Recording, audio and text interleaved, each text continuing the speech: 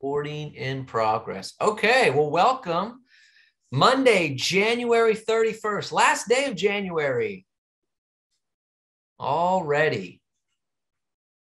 So, before I get started on my topic for the day, I want to make sure that everyone understands that today is the last day of January. So I want you to do a couple things. I want you to, number one, not right now, but at some point today or tomorrow, pull out your business plan and ask yourself, am I 1/12 on the way to my goal? Am I 1/12 on the way to my goal? Because that's where we're at. We're a 12th into the year. Now you might think, well, Robert, it's a 12th. Like that's a lot of, that's a big fraction. I get it. But I want to get in the habit of checking where you are monthly. Am I 1/12 of the way? Am I 1/6 of the way? Am I, so on and so forth. So that way, if you're behind, you catch it sooner to then make sure you get back on track. Because what you don't want to happen is then you check your goal. You're right now, I'm 1/12. Am I a 12th on the way? No, I'm behind. Okay, I got to go.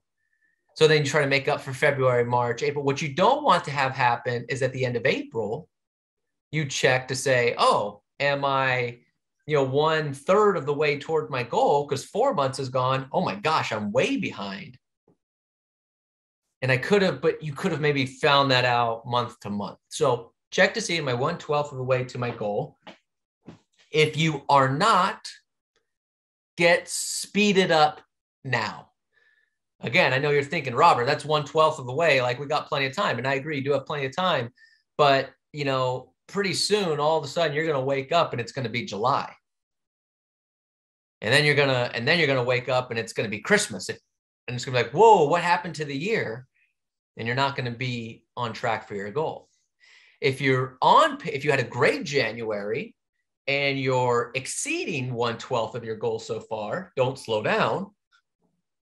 Keep going, and either A, have the best year of your career, or B, stock up like a squirrel in case that bad month comes along.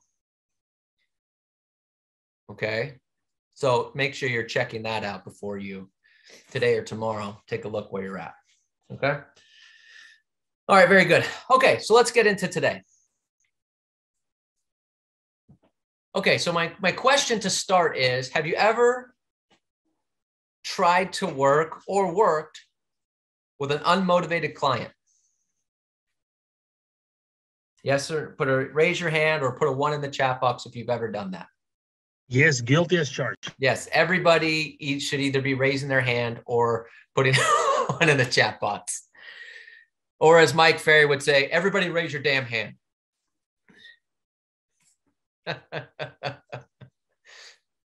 He does that at seminars. Have you ever done this? Everybody raise your damn hand, right? Because we're all guilty of it. We might not think at the time the real cost of working with an unmotivated client. We think end goal. Well, look, I have a seller. This is a $800,000 property. If I don't double end it, and let's say I'm getting 2.5%, that's 20 grand. They're going to sell at the highest market. I can convince them that this is a time to sell it. And all I'm thinking about is that $20,000 paycheck. What the hell? Let's give it a go. And all we're thinking is like, oh, so what? Even if it doesn't, look, I'll take it a little overpriced. So what? It's going to take me a little bit longer. I might have to go through some price reductions, all these other different things going through my head, because all we're thinking about is the 20 grand at the end of the rainbow. What you have to start doing when you get to the level that you all are at is you have to start thinking bigger. As Mike would say, you have to start thinking bigger. Part of thinking bigger as a salesperson is you have to look at things from a profit and loss standpoint. Now, most salespeople, not just real estate agents, most salespeople run a profit statement. They don't run a profit and loss statement. They see the $20,000 at the end of the rainbow. I don't care if it takes me 6 months or a year to sell it. I don't care. I'm looking at that $20,000 profit at the end of the rainbow. They're not calculating the loss. That's what we're going to talk about today. The true cost of working with an unmotivated client. Now, some of what we're going to talk about today is going to be maybe a little more advanced than some of you want it to be. So I apologize. Bear with me. Okay. This might not make sense to you today, but at some day you'll look back in your notes and go, oh, wow, this makes a lot of sense. So just stick with it. Okay. There is going to be a lot of math. I apologize. Some of you no one told me there'd be math involved today. It's Monday, Robert. What are you doing? All right. There's going to be a lot of math, right? So you're going to be okay. But you have to start thinking in terms of this, the profit and the loss, and not just the profit. So here's the first thing that you need to do in order to really understand the cost of an unmotivated client is you have to figure out what your hourly rate is. Yes, you have an hourly rate. I know you're an independent contractor and you work on commission, but you have an hourly rate. So here's how you're going to figure out your hourly rate for the purposes of this exercise. I want you to first write down what is your income goal for the next 12 months. What is your income goal for the next 12 months?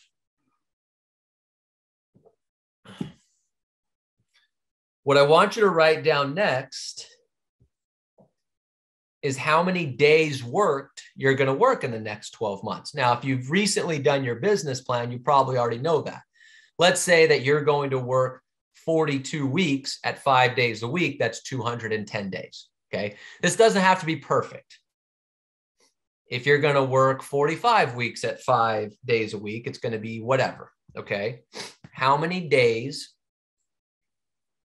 are you going to work? And then I want you to take the days that you're going to work and multiply that by 8 hours. Now, some of you might work more than 8 hours, might work less than 8 hours, but let's just assume it's an 8-hour workday. Okay, so step number one is I want you to write down your income goal for the next 12 months.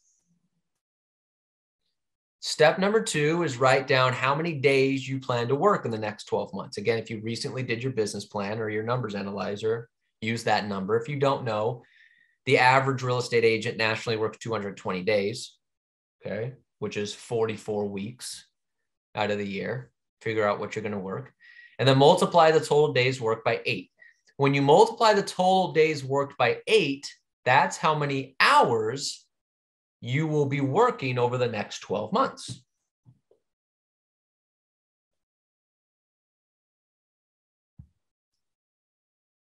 So then the last step is I want you to go back, take the income goal that you had and divide that by the total number of hours you're going to work.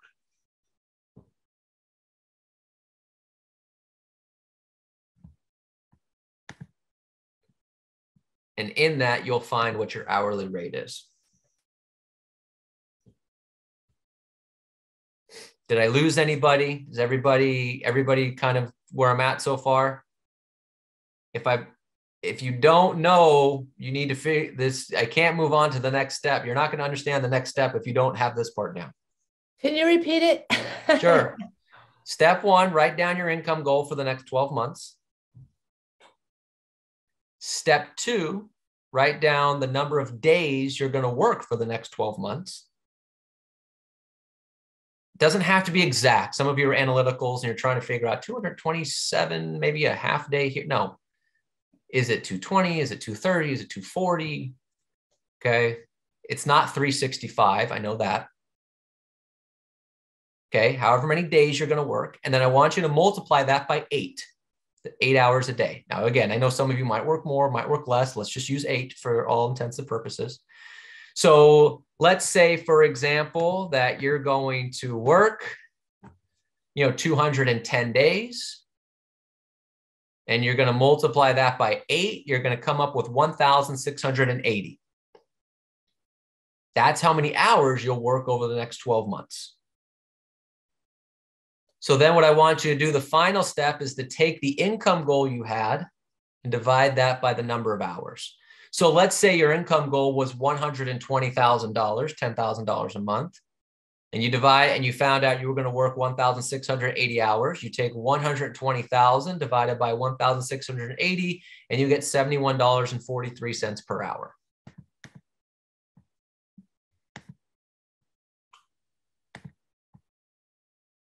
Okay. So that's your hourly rate. That's what we're going to work off of here for the next couple minutes.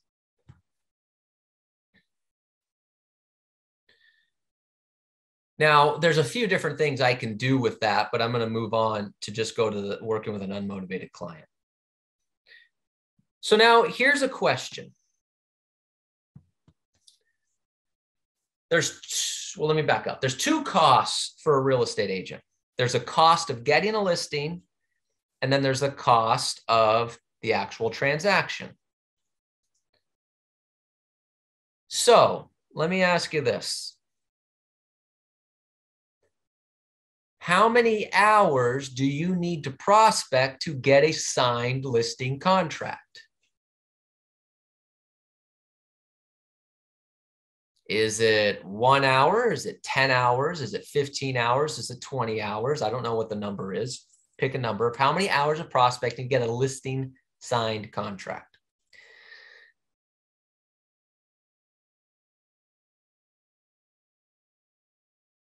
Okay. So let's say, for example, that it was 15 hours. The math is almost done. We got about another 5 minutes of math, and then we'll be done. Okay. So if I took 15 hours of prospecting and then I multiply that by my hourly rate. So 15 hours of prospecting, let's again say I was going to use $71.43 as my hourly rate, $71.43. That's going to be $1,071.45. So it cost me in time $1,071 to get a listing.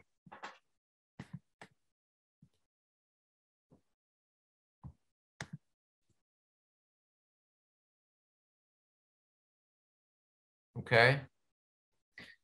So step number 1 is I just figured out how much time it would take for me to actually get a signed listing in terms of prospecting.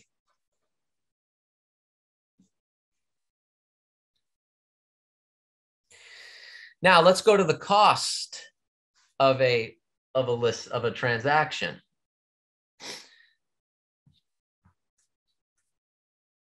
So if you have an unmotivated client, does it typically sell right away? Okay. Yes. The average days on market in the MLS is actually 24 days. That's the average.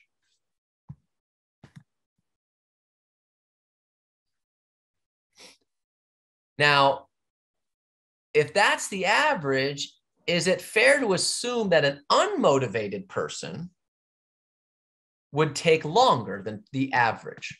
Is that fair? Okay. So if I was to say the average unmotivated listing instead of 24 days was 35 days, can we go off of that number? Okay. And then what's the average escrow time? Is it 30 days roughly? 30-day escrow, is that pretty normal? Okay. So 35 days for the listing, days on market, 30 days for the escrow. So I have a 65-day deal for an unmotivated client.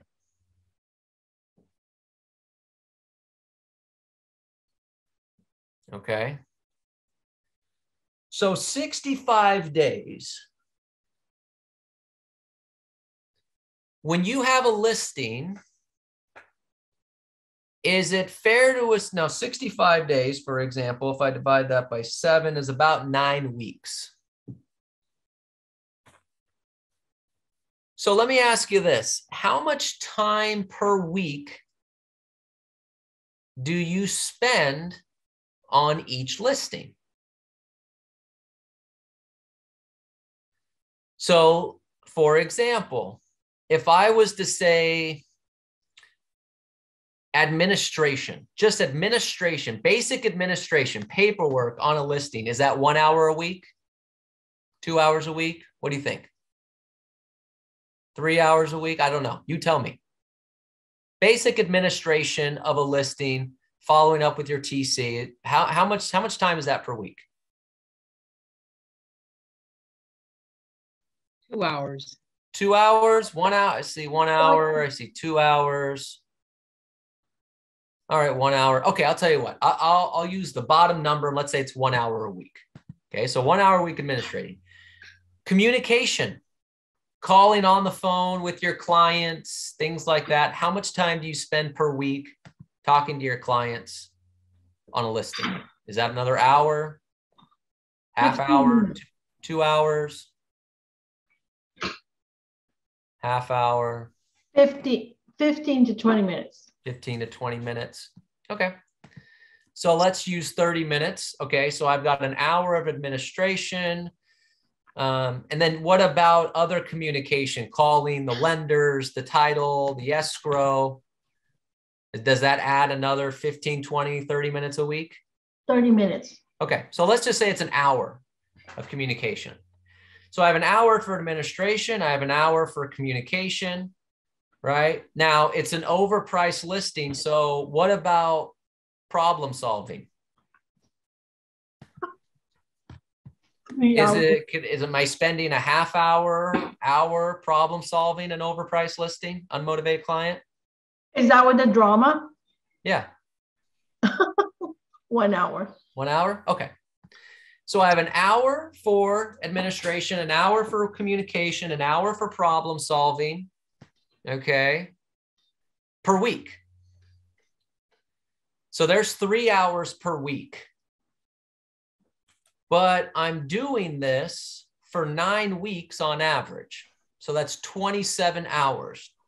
Because that's 3 hours I'm spending per week on this transaction. For 9 weeks is 9 times 3 is 27. So what I want you to do now is take 27 and multiply that by your hourly rate. Wow. So what is that? That's another couple $1,000 probably, a few $1,000.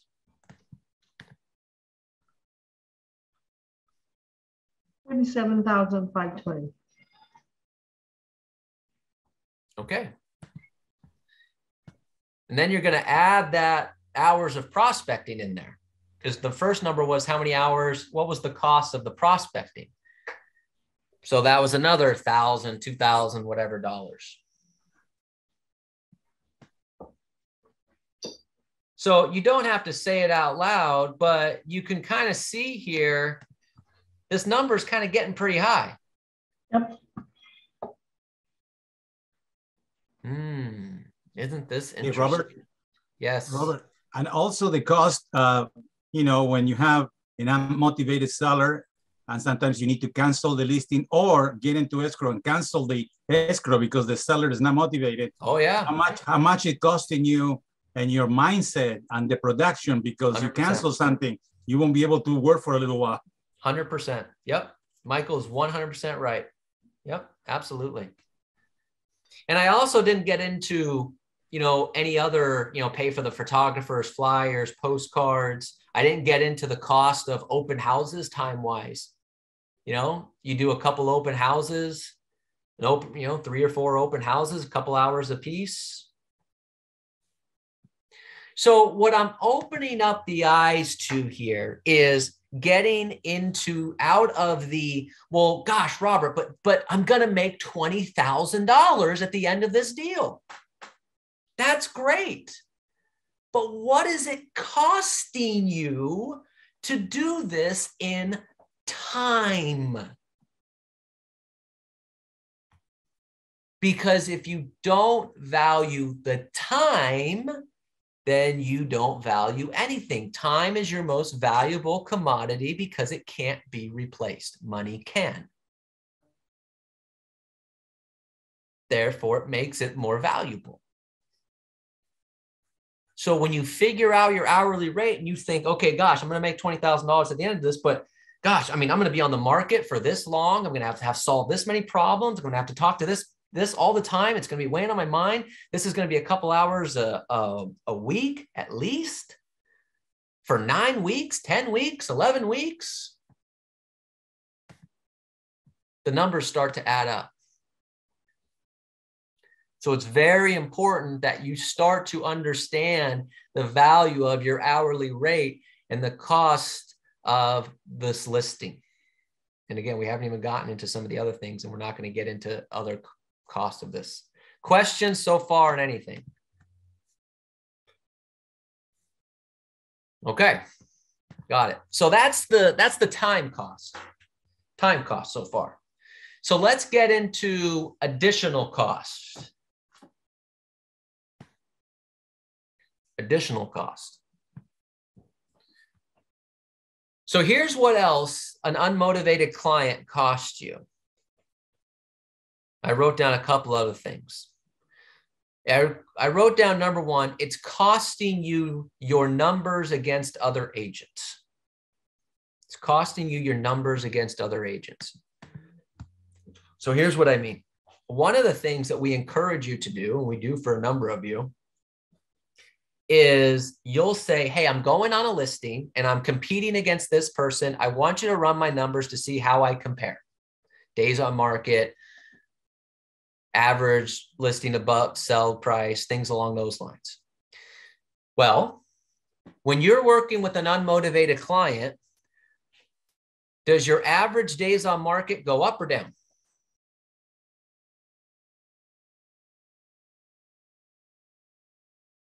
I see. Your average days on market goes up, right? Your average day, because if you're working with an unmotivated client, it takes you longer to sell. So your average days on market goes up. So therefore, your average days on market is higher than the average in the MLS or is higher than other agents. Well, you can't use that stat to a seller, can you? Mr. and Mrs. Seller, I would like you to pick me. Why is that? Well, as you can see, it's going to take longer for your home to sell. So clearly, I mean, that's good. Here's what else it costs you. By having it stay on the market longer, are you more prone to price reductions? Right. So now your average home is not selling 4 or 5% above list price. Your average home is selling less than list price because you had to go through price reductions or take an offer below list price. Because if it's on the market for 30 days in 2022, what does the buyer think? If I'm a buyer writing an offer in 2022 and the home's been on the market for 30 days, what am I thinking? It's going to take you that long. Yeah, it shouldn't take that long, right? So if I'm going to write up an offer, what am I going to do? Give it a low offer. I'm going to give it a lower offer, right? Your home is selling for $800,000. I'm going to give you an offer at $750,000, $775,000, which means your home's going to eventually sell below list price. So now your average home is selling lower compared to the list price than the MLS or other agents. So now I'm running numbers and I go to the seller, Mr. and Mrs. Seller, you definitely want to use me because as you can see, I'm going to get you less money and more time. Good pitch. And if you don't understand what I'm talking about here, ask Jennifer Matsumoto. Ask Melinda, ask Mark and Al, ask Tess, ask all these other different people that we run numbers for, and their numbers are killer compared to other agents in the MLS in terms of days on market and their average list price compared to the listing. And they go to the seller and they say, Mr. and Mrs. Seller, the average days on market this area is 24 days. Mine's 12. The average home in your marketplace is selling for 2.1% above list price. Mine's selling for 3.2. So therefore, I'm going to get you 1% more money in half the time. It's a no-brainer. We take listings like this all day. But if you work with an unmotivated client, you can't do that because your numbers are going to be tarnished. So that's one thing it's costing you. Now, could that cost you one deal a year? Could that cost you? Could that cost you a deal a year, potentially? Or could it help you win a deal a year if your numbers were better? So what's your average commission? 15 grand, 12 grand, 20 grand? All right, so let's just assume it cost you one deal a year. Well, that's another 15 grand. Those unmotivated client you work with that killed your average days on market cost you another 15 grand because your numbers didn't look good compared to the competition. So I wrote that down. I wrote down here, it cost you branding in the neighborhood. It cost you branding in the neighborhood. When you get a listing, isn't the goal to work the neighborhood to get another deal? Isn't that part of the goal? Okay. Now, do neighbors think, do people generally think that homes are selling in like 3 days? Is that the general view of the public, right? Homes are selling in like 7 hours and they're selling for way above list price, right? That's the general public view. Okay.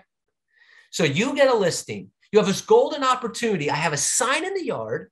I've got a listing. I can work this neighborhood. I can kind of build a reputation, maybe get another deal. Okay, great. I love it. I think it's a great idea. My mentality is that when you get a listing, the goal is to leverage it for one more deal. Part of that's work in the neighborhood. Okay. Well, you're working with an unmotivated client, which means it takes longer to sell. So the neighbors think the home should sell in 7 days max. You're on the market for 35. What do the neighbors think of you?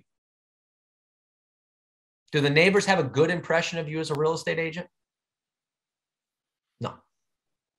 Are the neighbors eager to talk to you about listing their home? Oh, and then when the home is listed for $800,000 and you sell it for $750,000, do the neighbors like you then? No, because you had to get a lower offer. Even though the home was worth $750,000, you sold it for the real price. The neighbors think you're killing their equity. Who in that neighborhood is going to use you? Nobody's going to use you. Honey, we want to list our house. Remember that guy, Robert? Yeah, he listed the Smith's house and it like took forever and it sold below list price. Should we give him a call? I think he left me one of his cards. What do you think? We have 50 real estate agent cards here and 14 calendars. Okay. Should we give this guy a call?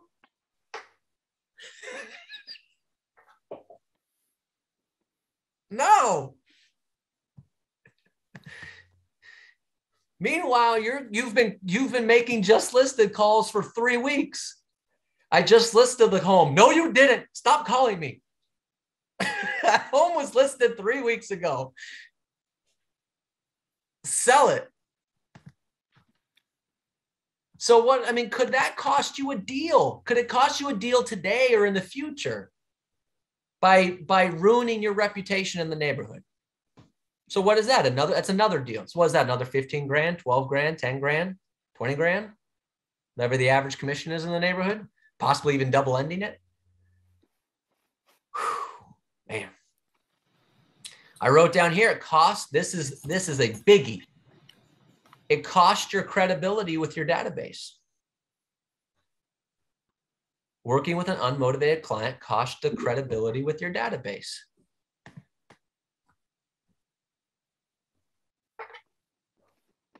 For very much the same reason. Now, let me ask you this. Do you think you are the only person with a real estate license that they know? No. No way. No way. No way. They know other people with a real estate license. They might choose you over the other person because you're good at your job, until they see that you're struggling to get a deal closed. What if it happens to be somebody from your database? You list Jane's house and it's taking forever, and all your friends are going, man, I can't believe Robert can't get Jane's house is still listed. I keep getting like flyers in the mail that homes are flying off the market. Well, what's going on over there? Uh-oh. Got trouble in paradise. Your database is losing faith in you because you're not getting the deals closed. It's taking you longer. So they might start going elsewhere. They might start looking at it. Your gold mine. What does Mike Ferry say about your database? What does he call your database? Your personal gold mine. And you're risking that gold by working with an unmotivated client that's making you look like you don't know what you're doing. And so your database is losing faith in you.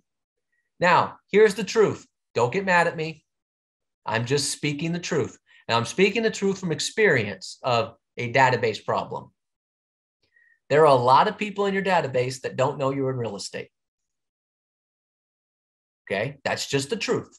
How do I know? Pull out your phone. Don't do it right now. And go through your contacts and see if you know what every one of your contacts does for a living. Unless all your contacts are your parents, you will not be able to identify what they all do for a living just based on looking at their name. Well, guess what? That's how some people view you. They don't know you're in real estate. So their first impression of you being in real estate is that you can't get the home sold. That's not good. Number two is that there's a number of people in your database that know you're in real estate, but don't know if you're any good. So like, well, I'm a little hesitant of referring them business because, I don't know if they're any good at their job. I don't want to be the person that refers someone bad. And then all of a sudden they see that it's taking you a long time to sell a home. Well, now they're definitely not going to refer you anyone. They know you're in real estate, but they don't have any faith in you. Oof, man, I tell you.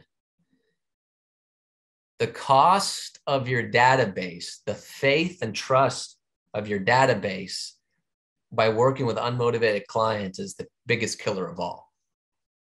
Because that might cost you more than one deal. That might cost you 2, 3, 4.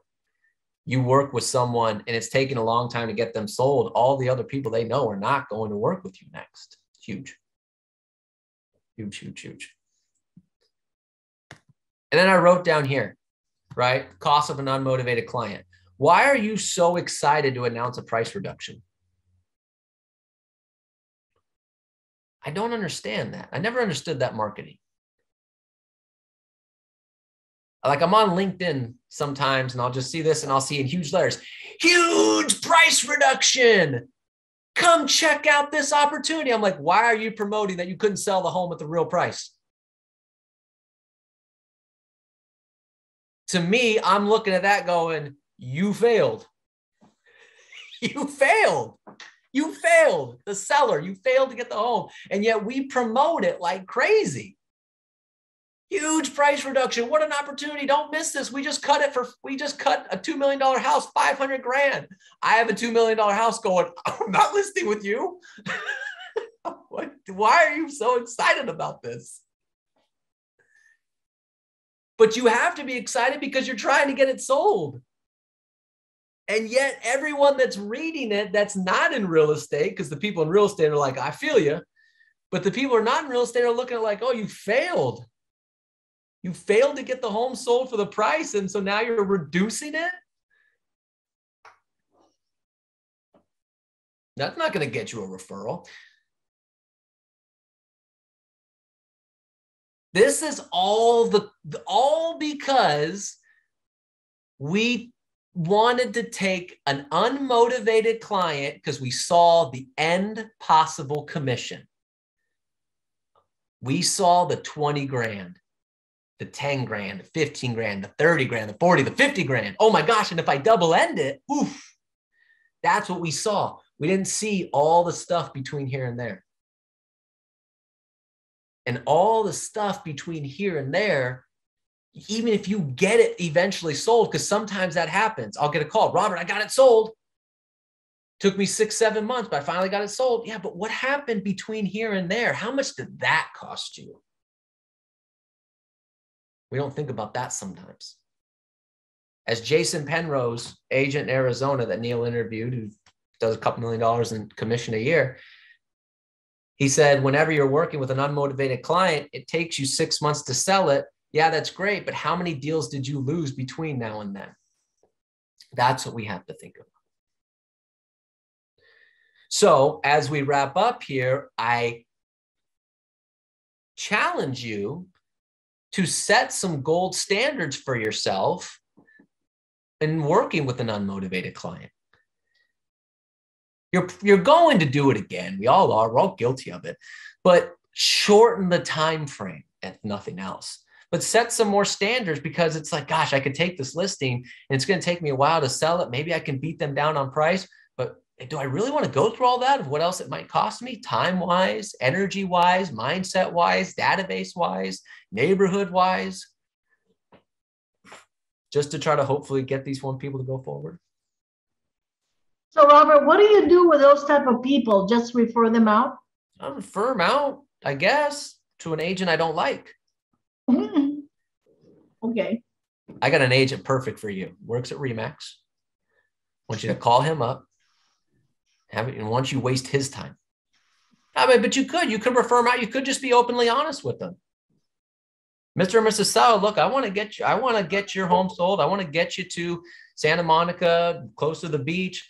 But look, based on the comps, why do you think your home is going to sell for $1 million when everything around you is selling for $875? Well, I want $1 million, or otherwise I'm not going to sell it. Okay, well then, best of luck to you. I'm going to walk away. Because I'd rather walk away being honest than you hate me in 3 weeks because I can't get your home sold. You cannot take a price-only motivation listing in this market. They have to have a place to go. There has to be an ulterior motive for the reason for their sale. Yeah. Because otherwise, you're just going to set yourself up for disappointment. 100%. 100%. So you have to be willing to walk away. Or again, because we're all guilty of it, of still working with someone like, okay, well, it's not that far off, is limit the time frame. Meaning that, all right, Mr. and Mrs. I'll tell you what, we're going to do this. You want $925, it's selling for $875. Tell you what, if you're willing to reduce your price to $875 after 2 weeks, we'll take the listing. And you give yourself a 2-week thing instead of just saying, okay, let's take it at $925 and let's see how it goes for a month. Or not even having a price reduction strategy in place. I mean, I still hate the price reduction idea, but that's just the way it goes. Shorten the time frame. So instead of, it just takes too long. Because you have to factor in the escrow period, which is another 30 days.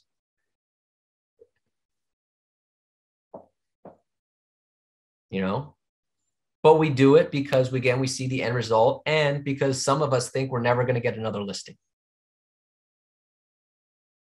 Well, I've got to take this because, gosh, I don't know when I'm going to get another chance to get another listing. Well, you could take it. It's not going to sell. So you really still didn't really give your chance a shot at getting a listing.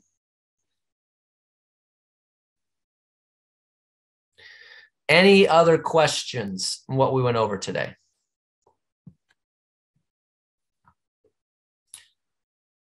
All right, very good. It's not a fun topic. It's not a topic I like talking about because I generally like having fun and things like that. You know, even though we work in a serious business, this is not a fun topic. So I appreciate you sticking with me and doing the math and things like that. But it's an important topic because it's something that we need to be cognizant of and make sure that we're doing things the right way. All right, very good. Well, hopefully